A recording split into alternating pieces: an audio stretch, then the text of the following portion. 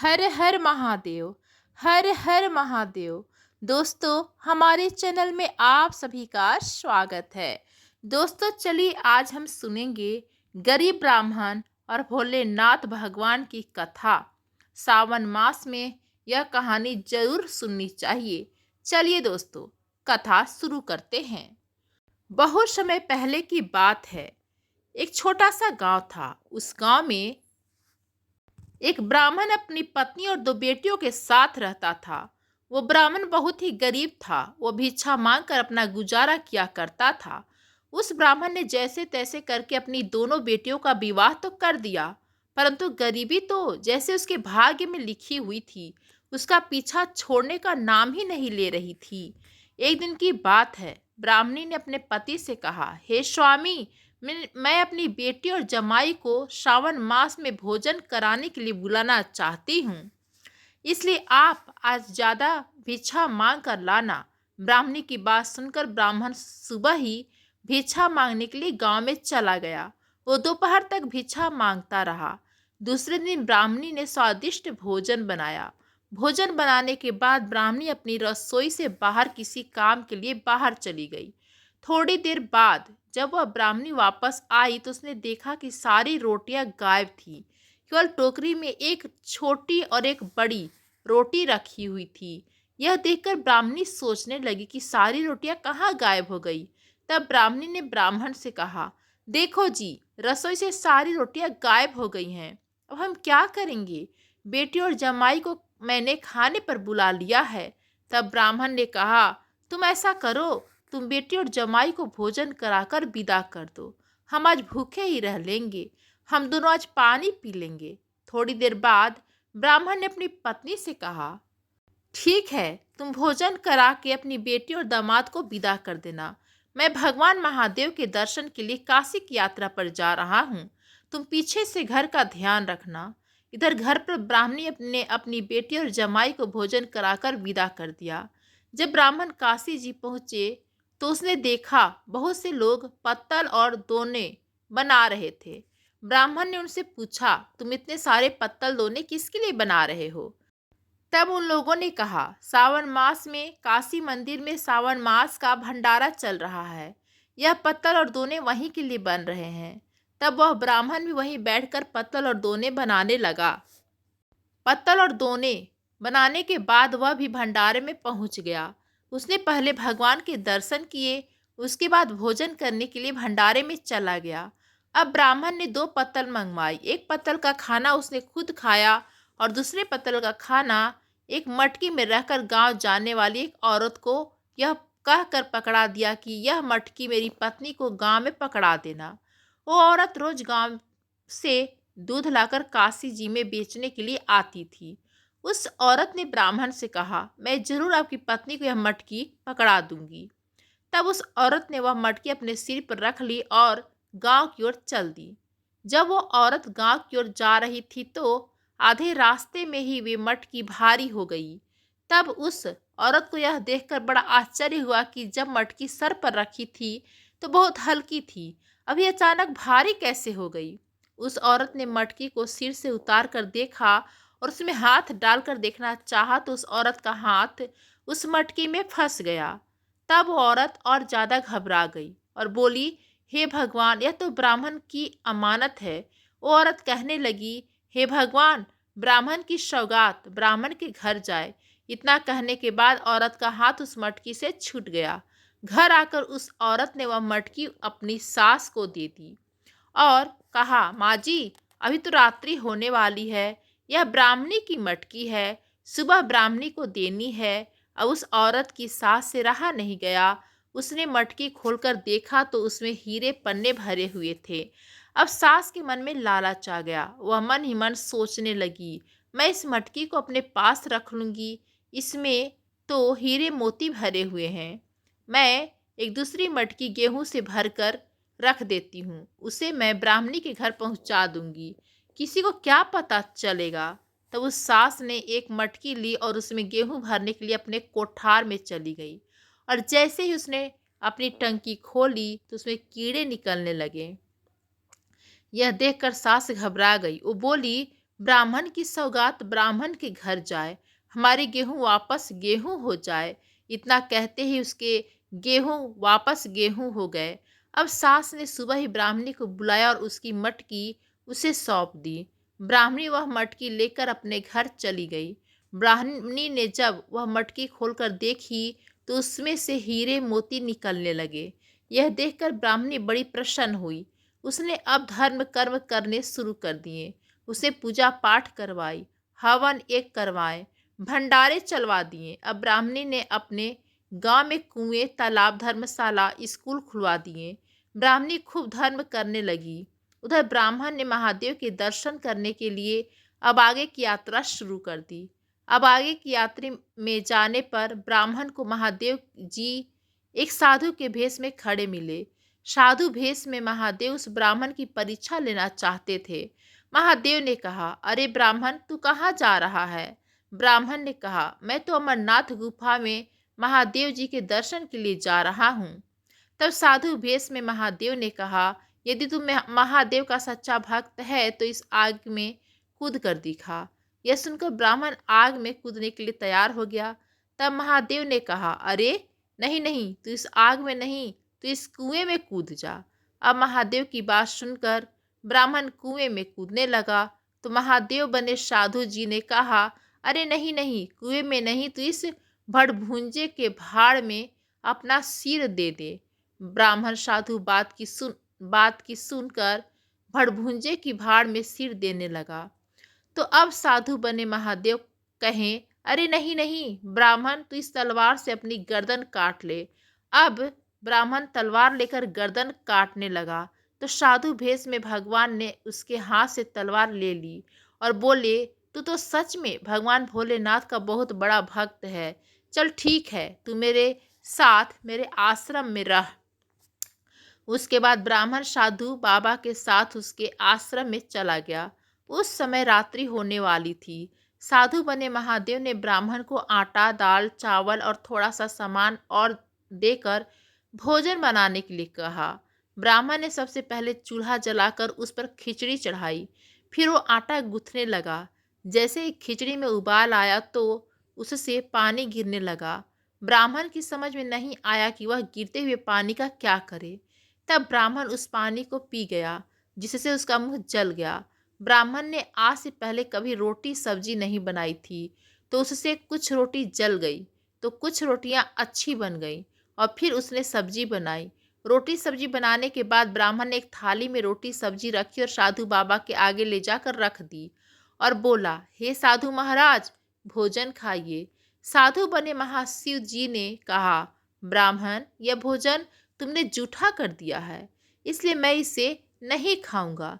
तब ब्राह्मण कहा, अब इतना सारा भोजन कौन खाएगा? साधु बने महादेव जी ने कहा, अभी बहुत सारे यात्री इधर से निकलेंगे, तुम यह भोजन उन्हें खिला देना। ब्राह्मण ने आने जाने वाले सभी यात्रियों को भोजन खिला दिया, लेकिन वो भोजन खत्म ही नहीं हो रहा था। तब ब्राह्मण समझ गया कि यह बाबा कोई और नहीं, यह तो स्वयं भगवान महादेव हैं। तब ब्राह्मण साधु बाबा के चरणों में गिर पड़ा और बोला, हे भगवान, आप मुझे दर्शन दीजिए। तब साधु वेश में भगवान महादेव ने ब्राह्मण को साक्षात दर्शन दिए। तब ब्राह्मण ने कहा, हे प्रभु, अब आप मुझे अमरनाथ की गुफा में भी दर्शन देना। भगवान ने कहा, पुत्र, जिस जगह मैं खड़ा हूँ वहीं पर अमरनाथ की गुफा है। तुम इसमें कोई संदेह मत करो। तेरा जो भी वरदान है तू मांग ले, मैं तुम्हें वरदान देना चाहता हूँ। तब ब्राह्मण बोला, हे प्रभु, आप तो सर्वज्ञ हैं, अंतर्यामी हैं, आप त्रिकालदर्शी हैं, आप सब कुछ जानते हैं। मैं बहुत गरीब हूँ, मैं रोज भिक्षा मांग कर लाता हूँ, लेकिन फिर भी मैं और मेरी पत्नी पेट भर कर भोजन नहीं खा सकते। मैं बड़ा ही दरिद्र हूँ। हे भगवान, आप मेरी गरीबी को दूर कर दीजिए। तब भगवान भोलेनाथ ने ब्राह्मण से कहा, हे पुत्र, तुम पूरे सावन मास में स्नान करो और हर सावन मास के सोमवार का व्रत करो। ऐसा करने से तुम्हारी सारी गरीबी दूर हो जाएगी। और साथ ही भगवान भोलेनाथ ने ब्राह्मण को एक बटोई दी और कहा, पुत्र, यह बटोई तुम अपने साथ ले जाओ। तुम इससे जो भी चीज मांगोगे इनमें बनकर आ जाएगी। ब्राह्मण यह सुनकर बड़ा ही प्रसन्न हो गया और वह बटोई लेकर अपने घर की ओर चल दिया। रास्ते में उसे एक तालाब दिखाई दिया। ब्राह्मण तालाब में पानी लेने के लिए उतरा। जैसे ही उसने पानी पीने के लिए तालाब में हाथ डाला तो उसके हाथ में एक बेलपत्र आ गया। उस बेलपत्र को देखते ही ब्राह्मण को श्रावण मास के सोमवार की याद आ गई। उस दिन पहला श्रावण मास का सोमवार था। उसने वहीं पर बैठकर मिट्टी के अंगूठे के आकार जितना शिवलिंग बनाया और पूजा की। फिर वह सोचने लगा कि अब मैं श्रावण मास की कथा किसे सुनाऊं। वो इधर उधर देखने लगा। तभी उसे खेत में काम करता हुआ एक किसान दिखाई दिया। अब ब्राह्मण उसके पास गया और बोला, अरे भाई, मेरा सावन सोमवार का व्रत है, क्या तुम मेरी कहानी सुन लोगे? तब तो किसान बोला, अरे भाई, मैं जब तक तुम्हारी कहानी सुनूंगा तब तक मैं अपनी पूरी सारा खेत जोत लूँगा या अपनी फसल का बहुत सारा काम कर लूँगा। मेरी फसल भी पकाई खड़ी है। तू जा अपनी कहानी किसी और को सुना। यह सुनकर ब्राह्मण दुखी हो गया और वह वापस मुड़ गया। जैसे ही ब्राह्मण आगे जाने लगा तो इधर उस किसान के खेत में आग लग गई। अब किसान समझ गया यह सब कुछ उस ब्राह्मण की कहानी ना सुनने के दोष के कारण हुआ है। अब वो किसान उसी समय भागा भागा उस ब्राह्मण के पास आया और बोला, अरे भाई, मैं तुम्हारे सावन मास के सोमवार की कहानी सुनना चाहता हूँ। ब्राह्मण ने फिर वही बैठकर उस किसान को श्रावण मास के सोमवार की व्रत कहानी सुनाई। जैसे ही कहानी पूरी हुई, किसान के खेत में लगी आग पूरी तरह से बुझ गई। उसकी फसल को कोई नुकसान नहीं हुआ। उसके बाद ब्राह्मण घर की ओर आगे चल दिया। चलते चलते सावन मास का दूसरा सोमवार आ गया तो उसने फिर से दूसरे सोमवार का व्रत करने का निश्चय किया। पहले वो तालाब पर स्नान करने गया। स्नान करने के बाद उसने मिट्टी के अंगूठे के आकार के बराबर शिवलिंग बनाया और पूजा करी। पूजा करने के बाद उसकी कहानी सुनने वाला उसे वहां कोई दिखाई नहीं दिया। तभी ब्राह्मण की नज़र में एक भेड़ बकरियां चराने वाला गडरिया गडरिया पर पड़ी। उसे वो गडरिया दिखाई दिया। तब ब्राह्मण उस गडरिये के पास गया और बोला, अरे भाई, आज मेरा श्रावण मास के दूसरे सोमवार का व्रत है। क्या तुम मेरे सावन मास के व्रत की महादेव की कहानी सुन लोगे? मेरे सोमवार व्रत की कहानी सुन लो भैया। तो गडरिया ने ब्राह्मण की बात सुनकर मना कर दिया। उसने कहा वह कहानी नहीं सुनेगा। ब्राह्मण को यह सुनकर बड़ा दुख हुआ। दुखी होकर वह वापस मुड़ा। जैसे ही ब्राह्मण मुड़ा तो गडरिये की सभी बकरियां बेहोश होकर गिरने लगी। अब यह देखकर गडरिया घबरा गया। वो घबराता हुआ भागा भागा ब्राह्मण के पास आया और बोला, अरे भैया, मैं तुम्हारे सावन मास की कहानी सुनना चाहता हूँ। ब्राह्मण ने वहीं बैठकर उस गडरिये को सावन मास के सोमवार की कहानी सुनाई। जैसे ही कहानी पूरी हुई तो गडरिये की बकरियां भी खड़ी हो गईं और चारा चरने लगी। उसके बाद ब्राह्मण वापस घर की ओर चल दिया। चलते चलते उसे एक गांव मिला। उस ब्राह्मण में ब्राह्मण की दोनों बेटियां की शादी हुई थी। यानी उस गांव में ब्राह्मण की दोनों बेटियां की ससुराल थी। ब्राह्मण की दो बेटियां थी। बड़ी बेटी अमीर घर में और छोटी बेटी गरीब घर में शादी होकर गई थी। ब्राह्मण पहले अपनी अमीर बेटी के पास गया और उसने कहा, बेटी, आज मेरा श्रावण मास के तीसरे सोमवार का व्रत है, तू मेरी कहानी सुन लो। लेकिन अमीर बेटी ने अपने बाप की कहानी सुनने से मना कर दिया और बोली, पिताजी, मेरे पास आपकी कहानी वहानी सुनने का समय नहीं है। यह सुनकर ब्राह्मण को बहुत ही दुख हुआ और दुखी होकर अपनी छोटी बेटी के घर गया, जो बहुत ही गरीब थी। छोटी बेटी के घर ब्राह्मण जब गया तो वह दरवाजे पर ही खड़ी थी, क्योंकि उसने बड़ी बेटी के घर से निकलते हुए अपने पिता को देख लिया था। अब जब बड़ी बेटी के घर से ब्राह्मण निकला तो बड़ी बेटी के घर में आग लग गई और घर में जितना भी धन था, चोर वो धन चुरा ले गए। जब ब्राह्मण को इस बात का पता चला तो वह बहुत दुखी हुआ। इधर ब्राह्मण ने अपनी छोटी बेटी से कहा, बेटी, आज मेरे श्रावण मास के तीसरे सोमवार का व्रत है, तू मेरी कहानी सुन ले। छोटी बेटी अपने पिता से मिलकर बहुत खुश हुई। उनका आदर सत्कार किया। उसने कहा कि पिताजी, मैं पूजन की सामग्री लेकर आती हूँ।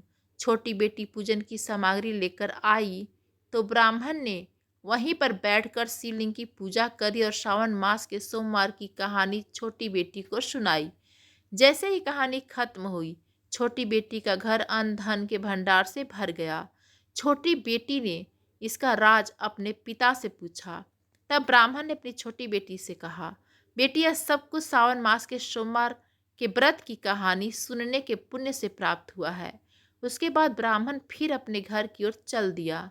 जब वह वहां गया तो उसके गांव में खूब बाग बगीचे लगे हुए थे। अब चौथा सोमवार भी आ गया। ब्राह्मण ने सावन के चौथे सोमवार पर गांव में भंडारा करवाया, पूरे गांव को जीवने का न्योता दिया। तब ब्राह्मण ने अपनी पत्नी को बटोई वाली पूरी बात बताई। तब ब्राह्मण और ब्राह्मणी दोनों तालाब पर गए। वहां पर अंगूठे के आकार जितना शिवलिंग बनाया और उनकी पूजा करी।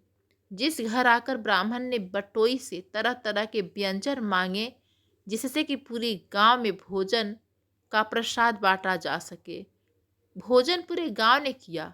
प्रसाद इतना स्वादिष्ट था कि सभी प्रशंसा करने जा रहे थे।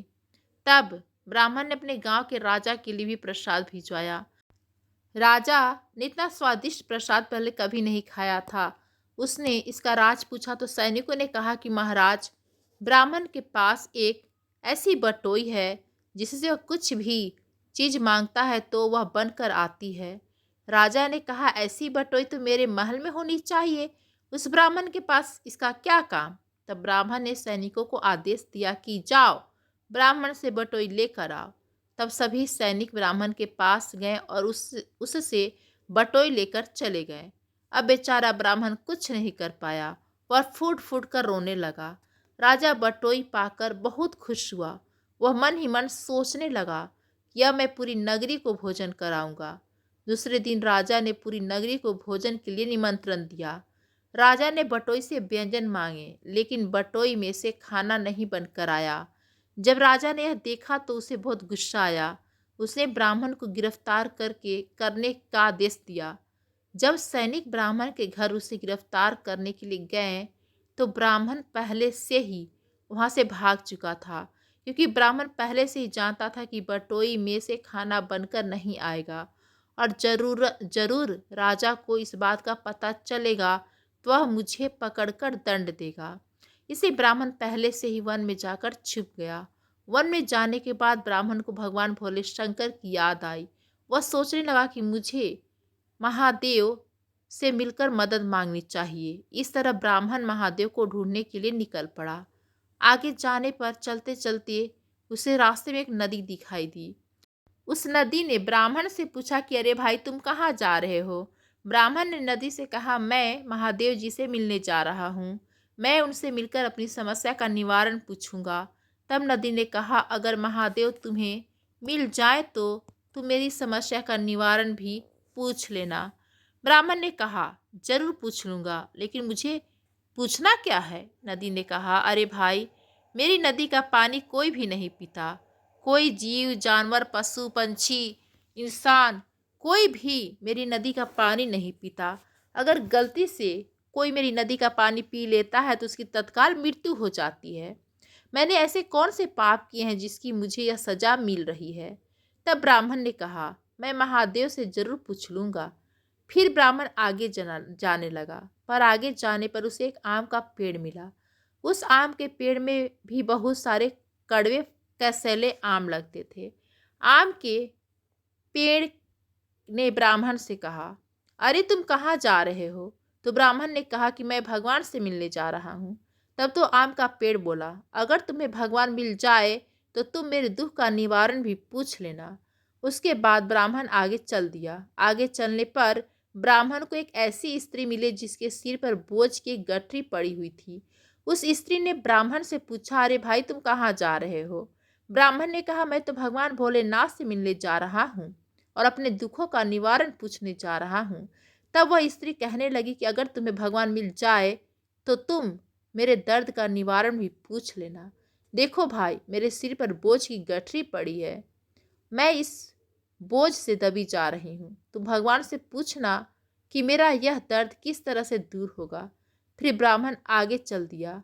अब चलते चलते वह आगे पहुँचा तो उसे एक घोड़ा मिला जिसकी पीठ पर एक बड़ा सा फोड़ा था। घोड़े ने ब्राह्मण से कहा, क्या भाई तुम कहाँ जा रहे हो? तब ब्राह्मण ने कहा कि मैं तो भगवान भोलेनाथ से मिलने जा रहा हूँ, अपने दर्द का और अपने दुख का निवारण पूछने। तब वो बोला, अरे भाई, अगर तुम भगवान भोलेनाथ के पास जा रहे हो तो मेरे दुख का निवारण भी पूछ लेना। मेरी पीठ पर यह फोड़ा उगा हुआ है जिससे मुझे बहुत दर्द होता है, और कोई भी घुड़सवार मेरी पीठ पर बैठता है तो मैं उस दर्द की वजह से उसे नीचे गिरा देता हूँ। तब वह व्यक्ति मुझे डंडे से खूब मारता है। अगर भगवान भोलेनाथ तुम्हें मिल जाए तो मेरे दर्द का निवारण भी पूछना कि मेरी पीठ पर इतना बड़ा फोड़ा क्यों है और यह कब ठीक होगा। ब्राह्मण ने कहा कि मैं जरूर तुम्हारे दर्द का निवारण पूछूंगा। अब ब्राह्मण आगे चल दिया। आगे जाने पर ब्राह्मण को एक गाय मिली जो अपने बिछड़े हुए बछड़े के लिए तड़प रही थी। गाय ने भी ब्राह्मण से कहा, अरे भाई, मेरे दुख का निवारण भी तुम भगवान से पूछ लेना। मेरा खोया हुआ बछड़ा मुझे वापस कब मिलेगा? मैं उसके दुख में मरी जा रही हूँ। ब्राह्मण ने गाय माता से कहा, हे गौ माता, मैं भगवान से आपकी समस्या का निवारण पूछ लूँगा। इस तरह ब्राह्मण आगे चल दिया और चलते चलते ब्राह्मण को एक पहाड़ी के पास एक बिल में से एक सांप निकलता हुआ मिला जो आधा बाम्बी के अंदर था और आधा बिल से बाहर। सांप ने ब्राह्मण से कहा, अरे भाई, तुम कहाँ जा रहे हो? तब ब्राह्मण बोला, मैं भगवान महादेव से मिलने जा रहा हूँ। वो मिल जाएंगे तो मैं अपना दुख का निवारण पूछूंगा। तब वह सांप बोला, अरे भाई, तुम मेरे दुख का निवारण भी पूछ लेना। उनसे पूछना, मैं आधा बिल में फंसा हुआ हूँ, आधा अंदर हूँ, आधा बाहर हूँ। मुझे कब मुक्ति मिलेगी? मैं बहुत बुजुर्ग हो गई हूँ, मैं 100 साल की हो गई हूँ। मुझे मुक्ति चाहिए। देखो, मैं चल भी नहीं सकती, ना ही मैं बिल से बाहर निकल सकती हूँ, ना ही मैं अपने लिए शिकार कर सकती हूँ। तब ब्राह्मण साप से बोला, हे सर्प देवता, भगवान से मैं आपके दुखों का निवारण पूछ लूँगा। फिर ब्राह्मण आगे चल दिया। उसके आगे उसे एक अमीर सेठ मिला। सेठ ने ब्राह्मण से कहा, अरे भाई, तुम कहाँ जा रहे हो? ब्राह्मण ने कहा कि मैं अमरनाथ गुफा में भगवान महादेव के दर्शन के लिए जा रहा हूँ। सेठ ने कहा कि अरे भाई, अगर भगवान तुम्हें मिल जाए तो मेरी समस्या का निवारण भी पूछ लेना। मैं मकान की छत ढलवा रहा हूँ। जब भी मकान की छत ढलवाता हूँ तो पूरा मकान भरभरा कर गिर जाता है। मेरा मकान पूरा बन ही नहीं पाता। मैंने ऐसा क्या कसूर कर दिया है जो मेरा पूरा मकान बन नहीं पाता? ब्राह्मण ने कहा कि मैं जरूर महादेव से आपके दुख का निवारण पूछ कर आऊँगा।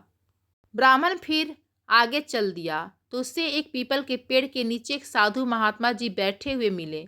साधु महात्मा ने ब्राह्मण से पूछा, अरे भाई, तुम कहाँ जा रहे हो? ब्राह्मण ने कहा, मैं तो भगवान भोलेनाथ से मिलने के लिए जा रहा हूँ। तभी भगवान ने उसे साक्षात दर्शन दिए। अब ब्राह्मण भगवान भोलेनाथ के चरणों में गिर पड़ा और रोने लगा और बोला, हे भोलेनाथ, हे भगवान, आपने मुझे जो बटोई दी थी वो मेरे से राजा ने छीन ली और मेरी बेटी का सारा धन चोर चुरा कर ले गए। उसके घर में आग लग गई। हे भगवान, मेरे दुख को दूर कीजिए। भगवान ने ब्राह्मण से कहा, अरे पुत्र, वापस अपने घर जा। राजा खुद तुझे बटोई वापस करने आएगा और अपनी गलती की माफ़ी भी मांगेगा, और तेरी जो बड़ी बेटी है उसे सावन मास के सोमवार की कहानी सुना देना, सब ठीक हो जाएगा। तब ब्राह्मण ने रास्ते में मिले सभी दुखियों के दुख का निवारण पूछा। सबसे पहले ब्राह्मण ने नदी के बारे में पूछा। तब भगवान भोलेनाथ बोले कि वह नदी पूर्व जन्म में देवरानी जेठानी थी, अब आपस में लड़ाई किया करती थी, इसलिए इस जन्म में वह खारी नदी बनी है। पुत्र, तुम उस नदी का पानी पी लेना, उस नदी का पानी अमृत के समान मीठा हो जाएगा। फिर ब्राह्मण ने आम के पेड़ में जो सले गले और कसेले आम थे उनके बारे में पूछा। तब भगवान ने कहा, यह आम का पेड़ भी पूर्व जन्म के कर्मों का फल भोग रहा है। यह आम का पेड़ पूर्व जन्म में एक धनी सेठ था। यह किसी की भी मदद नहीं करता था, इसलिए इस जन्म में यह आम का पेड़ बना और इसके पेड़ में कड़वे और कसले फल आते हैं। पुत्र, तुम उस आम के पेड़ से एक आम तोड़कर खा लेना। उस पेड़ के सभी आम मिश्री के समान मीठे हो जाएंगे। फिर ब्राह्मण ने उस स्त्री के समस्या का निवारण पूछा।